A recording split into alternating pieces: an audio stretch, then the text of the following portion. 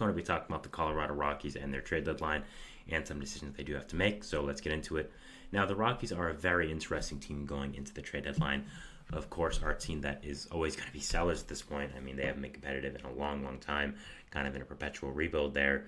And they actually have a good amount of pieces here for this team, guys who can actually become very good players. And yeah, I'm interested to see what decisions they do end up making for this team, who they do decide to end up trading, and just overall what decisions are going to be had here in Colorado and who they decide to let go of.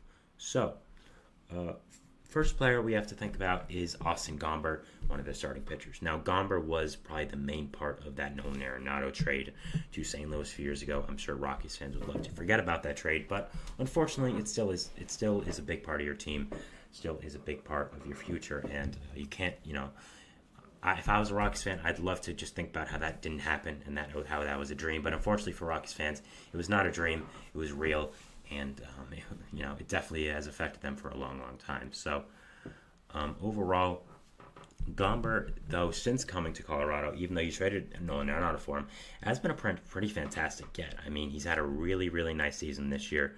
ERA of 4.72, expected ERA of 4.88, and as much as that doesn't look amazing, that's pretty solid for a starter who has control, is a solid starting pitcher, an innings eater, and someone who also plays in Coors Field. I think he would be much better outside of Coors Field, especially for his skill set.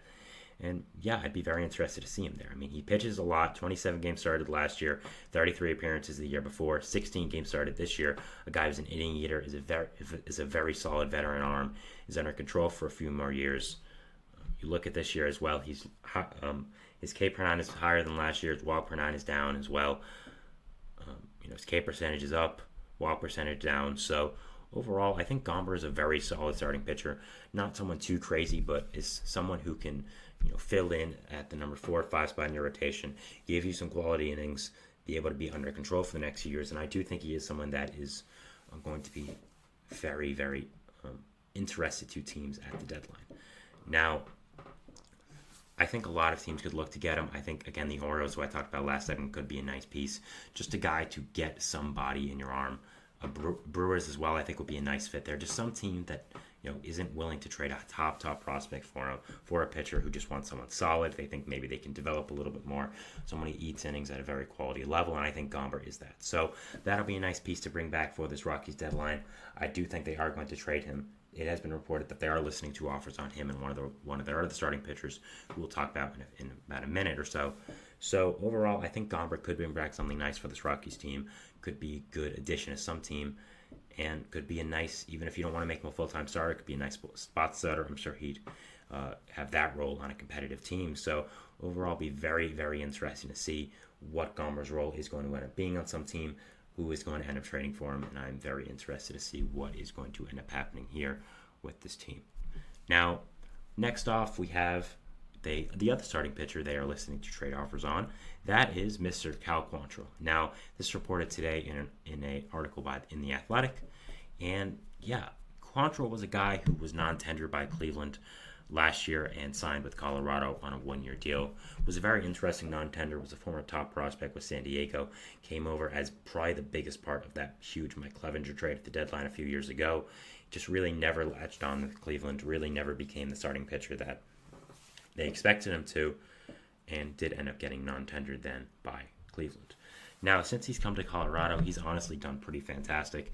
He has a 3.78 ERA, has made 17 starts, almost the same amount as last year. 95 innings, only 4 less than last year. After that as well, you look at his expected ERA with his ERA side by side. It's 4.23, which is really not that bad compared to a 3.78 ERA. 4.54 FIP, 4.30 expected FIP. Almost at 1 pitching WAR, which is already higher than last year.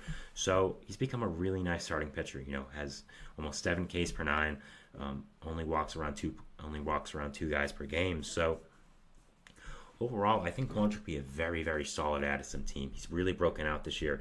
He's under control for a year, for I believe 2 more years. So could end up being a really nice addition to some team. I think the Rockies could get really nice prospect back for the starting pitcher.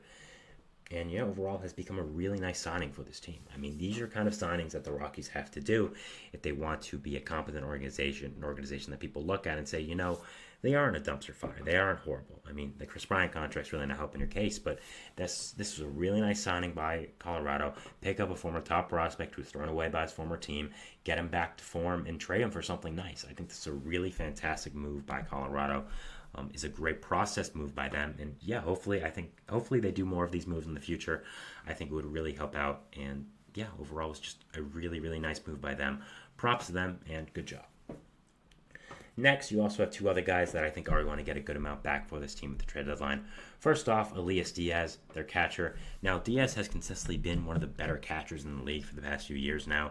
I don't know where he came from, but was a very under the radar signing with this Rockies team, and doesn't really get the credit he deserves being on this Rockies team considering they are the Rockies. But since coming over to Colorado, has become a really great hitter. 107 weighted runs created plus this year, was an all-star last year with their team, kind of fizzled out towards the second half, but still was really good.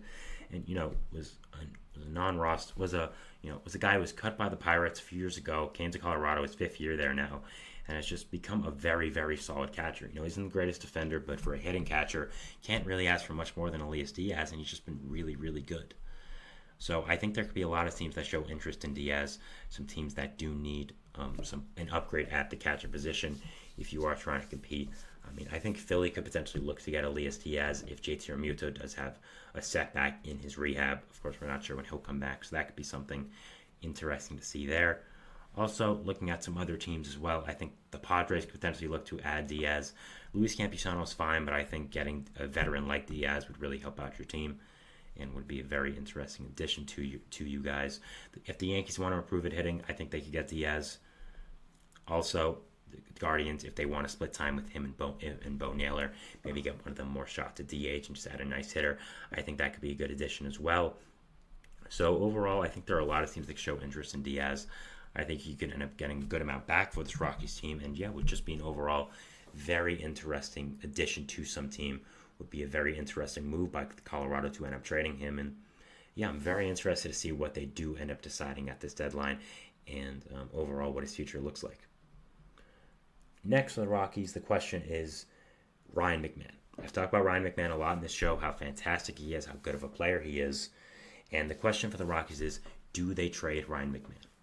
McMahon is a fantastic, fantastic player, has really broken out this year, is under a cheap contract for the next few years, and if you trade him, you get a lot back. I really do think you get a top 50 prospect in baseball back from McMahon with how good he has been, with how much control he's under, and how cheap his contract is. Now, what we've seen is that the Rockies do not want to trade McMahon. They view him as a franchise player. The Rockies owner loves him, and also trading him would really kind of, I would say, upset the fan base, but at the same time, I think it would be the right decision to trade McMahon. When you're at this Rockies team, who is at least 2 to 3 years away, you have some nice pieces coming up to the minor leagues. I'll give you credit for that. You have a top 3 pick this year. Chase Dollander I really like. I like Jordan Beck a lot. I like Adel Amador. I like Ezekiel Tovar. But you are still 2 to 3 years away. And McMahon, I don't really think he'd re-sign in Colorado if he's going to become this good of a player. I don't really know if he's going to be this good again, and being able to trade him at this value, this high value, getting a great prospect back for him would be a fantastic addition to this core and this future, and I do think it is the time to deal him. I think there are so many teams that could show interest in McMahon. Any team that needs a big bat or someone that can play in the infield, I think the Braves would show interest. I think the Mets would show interest. I think the Brewers would show interest. I think the Pirates especially would show interest. I think the Dodgers would show interest. I think the Padres. I think the Yankees especially. He's been someone that's really been connected to the Yankees. I also think that the Orioles could. I don't really think that would make sense, but hey, if you want to just get a big bat, I think that would be a good addition. The Mariners especially makes sense. There are a lot of teams that could use a player like Ryan McMahon on their team, and trading him at the highest value he's at right now and probably ever is going to be, I think would be a good addition. I think I understand that you like him a lot. He's become a great player for your franchise, but at the same time, you do have to, I think it's time to move on from him.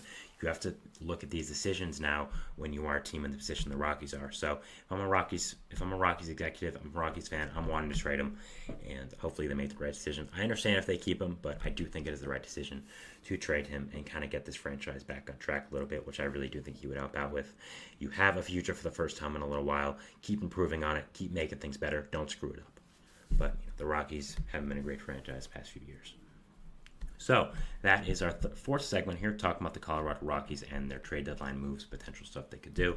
We'll be going into our fifth and final segment here of the show today, which is going to be talking about the Rookie of the Year leaderboard, going over guys who are here. So yeah, we'll talk about that, and we'll see you after the break. So thanks, and bye.